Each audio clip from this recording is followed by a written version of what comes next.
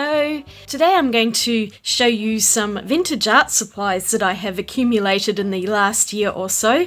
Way back when I started my channel, I published a video about my art supply collection that I already have, and since then I have got quite a few more things. I'll post a link up there so you can see that early video if you like. We haven't had much chance this year to get out because we've had a lot of lockdowns, but during the times when shops have opened for small windows, we have managed to have a little wander around and check out some vintage markets.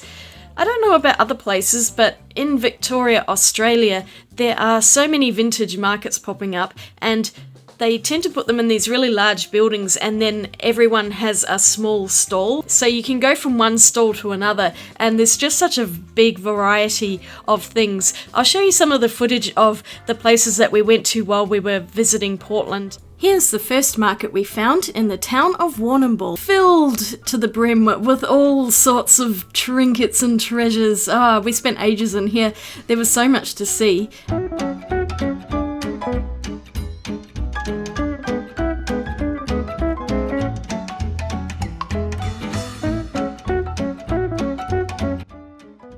Warrnambool also has a second, much larger market, the Fletcher Jones Market, and this one's really cool. It's got 2 levels, so we decided to start upstairs first and work our way down. So finding vintage art supplies can be quite a challenge because there is just so much stuff, and a lot of retro things, records, clothes, bric-a-brac, and tacky Aussie souvenirs. Every home should have one.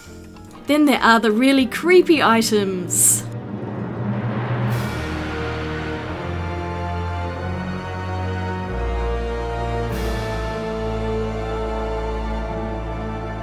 But in amongst all of the tat are some genuinely beautiful items, like this wooden antique writing box. Such a lovely specimen. It had the ink bottle and everything.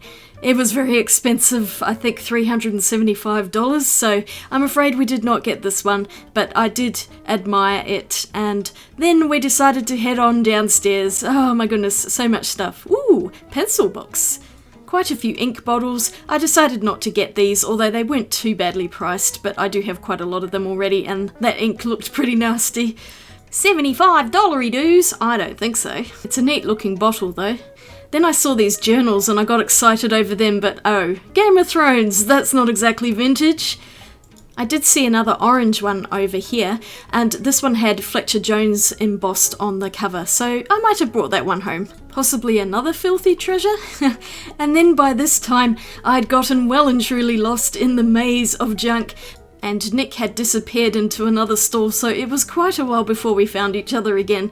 But find each other we did, along with this absolutely stunning lampshade. Ew, it's hideous.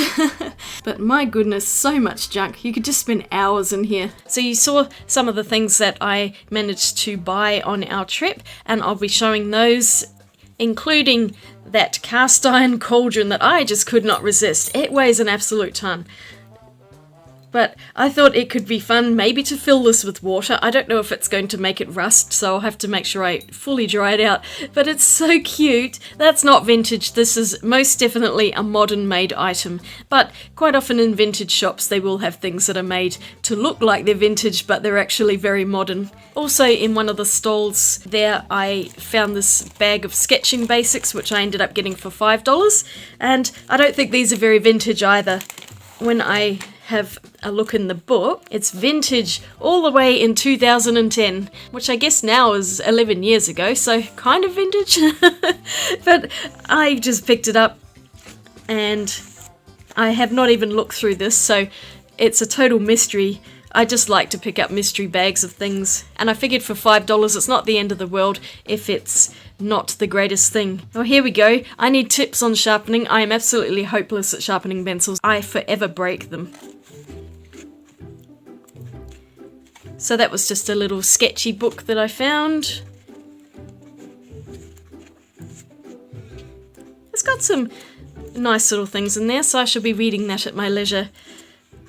And inside here also is a sketch pad. And this hasn't even been opened, so this is still wrapped in plastic. So I'll just pull that out of the plastic. So a little sketch pad. High quality white paper, suitable for sketching, drawing and illustration. Let's have a look. Yeah, I've seen better paper in my life. It feels a little newsprinty, so I don't think I'll be too bothered about using this. I mean, I'll probably just use it as scrap paper. But we also have just some random pencils that were in the bottom here, and a sharpener, and what also looks to be a kneaded eraser that does feel very vintage because that is rock solid, so I don't think this is of any use to anyone. But it's got a little sharpener which doesn't look like it's ever been used. A couple of what look like charcoal pencils in soft and hard, and then there's also some charcoal sticks too. Let's just grab this paper and see what they look like. So we have the hard and the soft. Oh wow, that is really dark. So those are actually quite nice, and these two pencils are definitely something I'll just put into my collection. Let's just try these sticks out. They're quite nice too.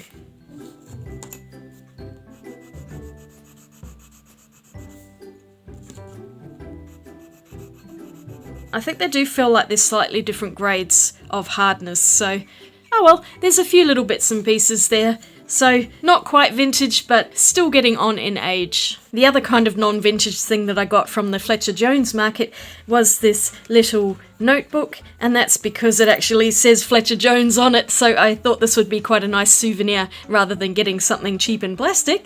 It's just a small notebook, but it's got the lovely shiny gold edges and fairly standard paper, quite smooth. I imagine this will be nice for writing in, so that was just a small souvenir that I ended up getting from the market. Okay, let's get into the actual vintage items. Probably from the 80s. I only paid 50 cents for this. It's kind of cute in a really 80s old-fashioned looking way. Ages and ages ago, I got this, which is what I think to be a brass pen holder. So it certainly holds pens like that. I'm pretty sure this used to be on a desk and you'd put your pens and pencils and even paintbrushes on it.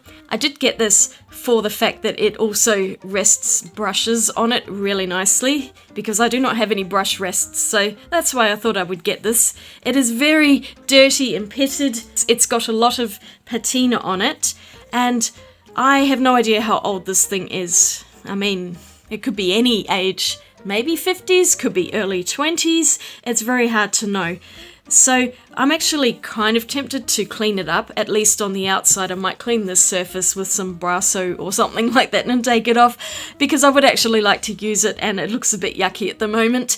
I'm not too worried about trying to resell these things, I just want to keep them and use them like they were once used in the past. If you have any extra information on the items that I show, do let me know either in the comments or send me an email, which I've got in the description, as to maybe some of the dates and where these things are made or when they were made, because I'm not much of a historian and it's not always easy to actually find these things online, so I've done my best to get ideas of what the dates are for when these things are made, but I do have a couple of things that I just have no clue on. So if you know anything about them, please let me know, because it would be really fantastic. Little jar of gold that I found in Warrnambool, and I just liked it because of the label more than anything.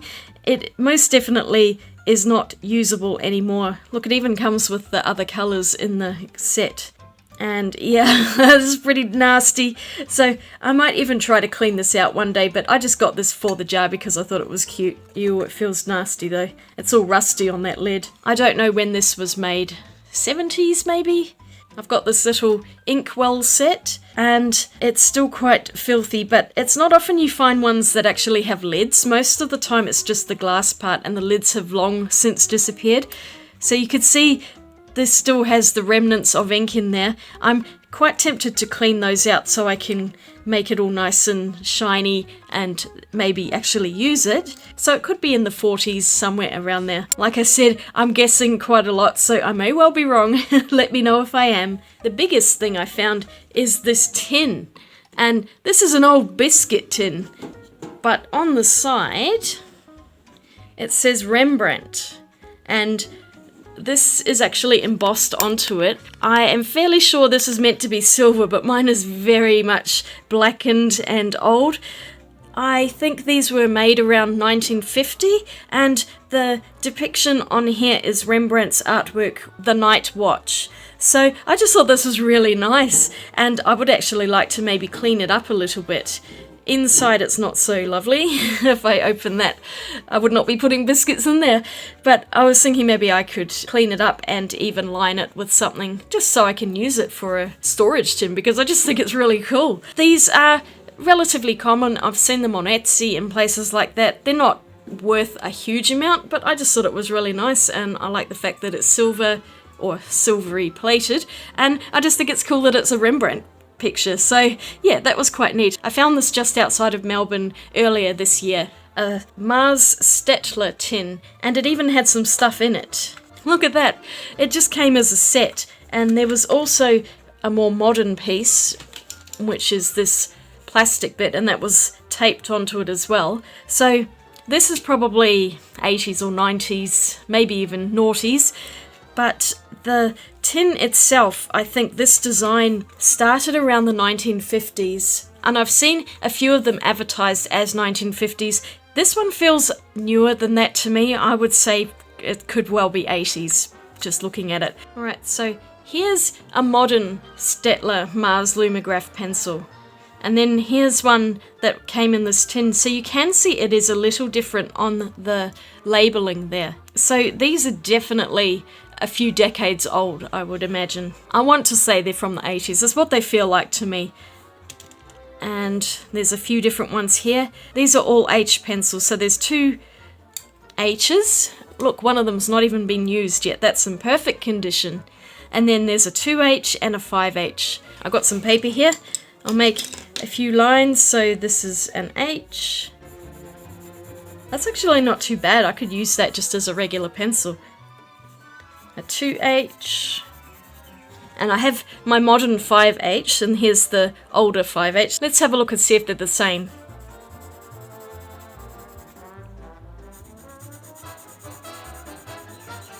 Yeah, they look pretty close to each other.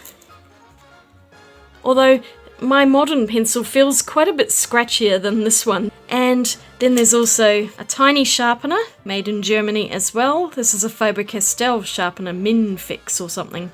And these are designed for sharpening these kinds of leads, which I'm pretty sure are for a clutch pencil, the ones that grip the lead like that. And unfortunately there's not a clutch pencil in here, but I do have one lying somewhere around, and I might just buy a new one to put those in. There's something else in here too. Oh, there's also leads for using in a mechanical pencil by the looks of things. This is such a cute little pot. And a couple of these guys. This one says made in Japan, and this is a more random. I'm not too sure what brand these pencils are. It was just an interesting lucky dip, and I've seen these tins around a few times. This is the first time I've actually seen one that had stuff in it, so I picked that one up. I thought it was quite neat. And the tin itself is in really nice condition, so that was a pretty good find. Next up we had this box of crayons. These are Sasco True Colour crayons, manufactured by S.A. Smith & Co. Limited, Auckland. I can't find any information on these. I don't know when they were made. They are non-injurious. So I'm guessing that means that they're non-toxic. So the box is in so-so condition, but it does have crayons in it, and they're all over the place in here. So I'm just going to tip them all out, I think, and we'll look at them together, see what's in there. I'm always excited when there's actually art supplies in the boxes. It's kind of sad when it's just the empty box. So you can see that it actually does have quite a few crayons in it, although a lot of them are broken. And I'll just grab another piece of paper, because now of course I've got all the crayons on this bit, and we'll see what they look like. They don't smell too crash hot, I can tell you that. Oh, they're very waxy.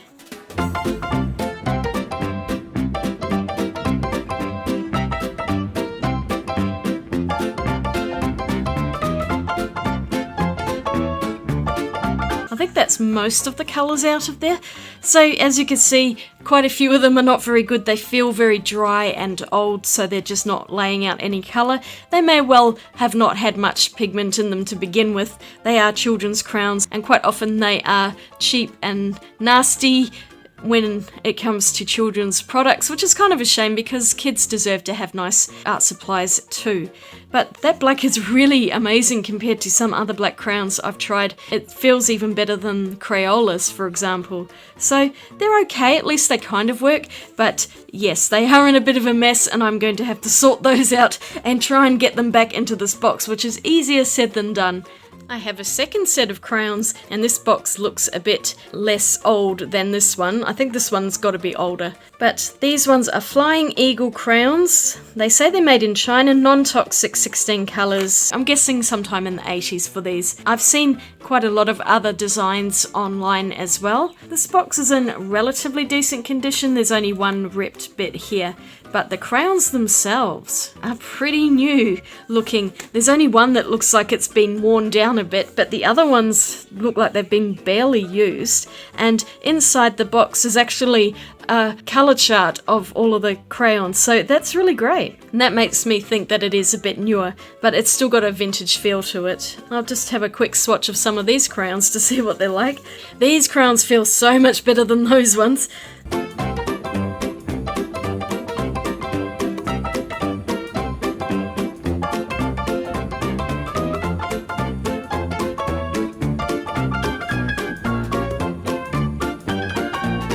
These are really lovely.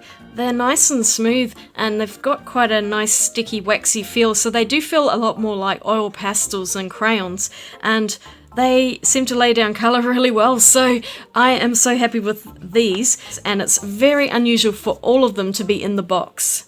And the last thing I have in this haul is something that Nick found at the Warrnambool Market, and it is this set of Lakeland coloured pencils, British made from British colours in 12 different shades. It is manufactured in England by the Cumberland Pencil Company Limited. For anyone who knows anything about the Cumberland Pencil Company, they are now known as Derwent. And indeed it says Derwent Water on there, so I'm thinking that's the name of the picture here. But these are really vintage Derwent pencils. This set was a real find. It does not quite have as many as 12. I think it's got 10 or 11 in there. It's missing something. There we go. Gentle, gentle. Oh dear, that box is coming apart, so I have to be super careful with it. That's as far as it will go, but maybe it's not supposed to fully come out. I'm just going to leave that and pull the pencils out this way. But check these out. These are a really solid pencil. They're quite chunky. I'm guessing these are the numbers of the colours. They don't have the colour names on there, unfortunately, and I do have a few here which are broken. I have 11 of 12 pencils here, so that's not bad. Am I going to sharpen them? I will go on. I'll get them sharpened to at least enough where I can swatch the colours. Wow, I've already broken it. These pencils are pretty brittle. Okay, I'll get my Prisma one out because this has got a short point sharpener on it and is usually a bit kinder to pencils. Normally you're supposed to do that. I'm just hopeless at doing that, so I'm just going to risk it and sharpen them the only way I know how. Oh dear, I hate it. It's so stressful. I'm just going to leave them like that so I can at least swatch the colours.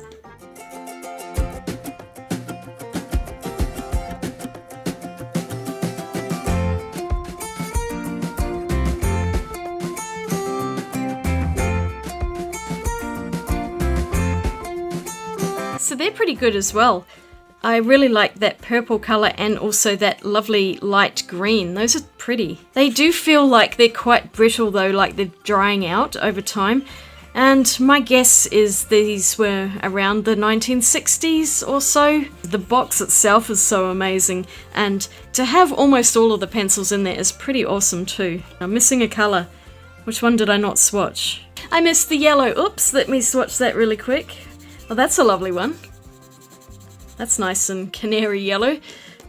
So that was a real find and I was so excited to see these. I'm very glad Nick saw them. So here are all the bits and pieces that I've got in the last year or so. It's not a huge amount, but some of them are real treasures, and obviously some of them are not quite as vintage as maybe they could be. So I just thought I'd show those anyway because that's what I happened to find at the time. And there's that biscuit tin as well, which is barely fitting onto my desk. But these 4 items for me are the real treasures, and especially that. And also, I really like these crayons too. So let me know in the comments if you would like me to make an artwork using only vintage art supplies. I'm a little bit reluctant to do it just because they are vintage and I'm always scared of using things and ruining their value. But at the same time, I am planning to keep these, so I would be open to doing at least one artwork with these vintage pencils and crayons and even the pencils in there. So thank you very much for watching this video. I hope you enjoyed it, and I am always fascinated by really old art supplies and how companies that still exist have changed over many years and decades. If you enjoyed this video, don't forget to give it a thumbs up and click that subscribe button, and let me know if you have any wonderful vintage art supplies in your collection. I will see you all again really soon. Take care out there, and I'll swatch you later. Bye!